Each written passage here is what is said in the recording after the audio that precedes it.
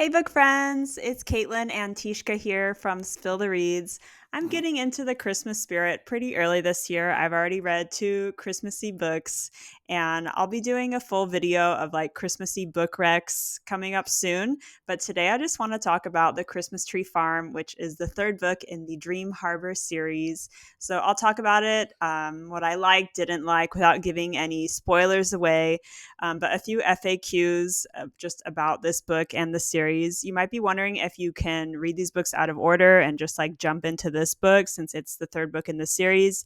They're technically standalones, but if you think you might end up reading the whole series, I think you'd get more benefit out of starting from the beginning since like all of the characters are interacting in like the same world.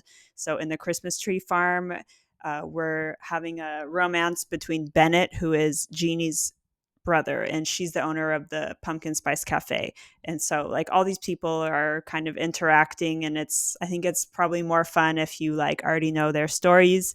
But that's just my opinion. And you might also be wondering if this one is spicy. And yes, all of these books, they're always super spicy. So just know that ahead of time.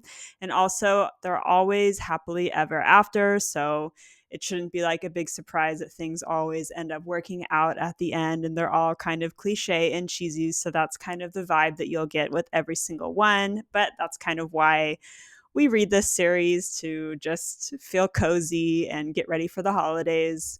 So let me talk about the plot for The Christmas Tree Farm. In this book, we have our protagonist, Kira, and she's like this Grinch of a character.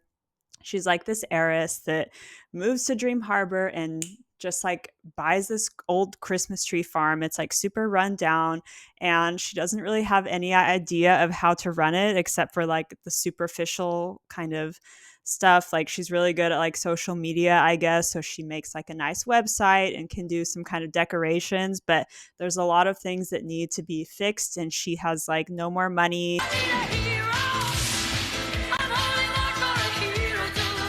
And she ends up meeting Bennett, who is Jeannie's brother. And he is staying above the Pumpkin Spice Cafe over the holidays. And he has dogs. So this book is really like for dog lovers. So that's why maybe another reason I kind of liked it. And basically, he goes walking his dogs by the old Christmas tree farm, and he meets her. And she has a very bad attitude. Like, I feel like they really went overboard on this whole like Grinch thing. Like, she's just very, very mean. And beyond that, she doesn't have a whole lot of like personality, but they kind of like have a bit of an attraction towards each other. And what happens is that there's a town meeting, and everyone is like, "Oh, Bennett, you need to like help her because there's like this rumor that the previous owner buried something like important somewhere on the property, and people don't know if it's like treasure or they think it might be like a body, like that he buried his like wife there." And so they're like, "Oh, we're worried." I didn't really get this part. They're like, "We're worried that she's gonna like find the body and be scared, so you need to like hang out there all the time, so that like what you find the body."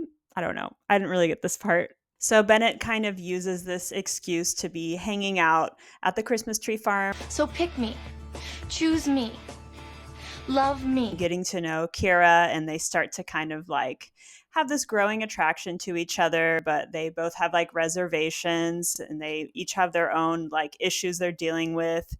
Like Kira likes him, but she feels like since he's gonna probably leave right after Christmas, she doesn't want to like start anything. And also she's just like kind of like depressing, and she's really close with her twin who just moved to Denmark to be with her husband, and she's just like really mad that her sister like left her. I don't know, I didn't really like her very much as a character. She's kind of hard to like. And Bennett, on the other hand, is like this very warm guy. Like he's like the perfect man, he's so helpful, but he's like kind of like a pushover, and he is trying to stop himself from like helping her too much because I guess he always like becomes like friend zoned by women or something like this, who are like using him for like rides to the airport or like to get things fixed in their house. So they both have like their own issues, but we kind of explore this like growing romance in this beautiful scene of the Christmas tree farm and all of these like fun holiday activities. And this is really, I think, probably like the best parts of the book are like the descriptions of the tree farm and all of the fun like Christmassy events going on. But there's not a whole lot of substance, and I don't know, the characters are just felt a little bit empty to me and like underdeveloped. Whereas, like in the second book, I thought that the characters were much better. They're like more realistic and just more complex. But in this one, I felt like they were kind of just like when I imagined them as characters, it was like an empty kind of like face. Like I couldn't really fully picture them because I didn't feel like they were like fully formed people. Bennett started to grow on me like throughout the book, especially at the end.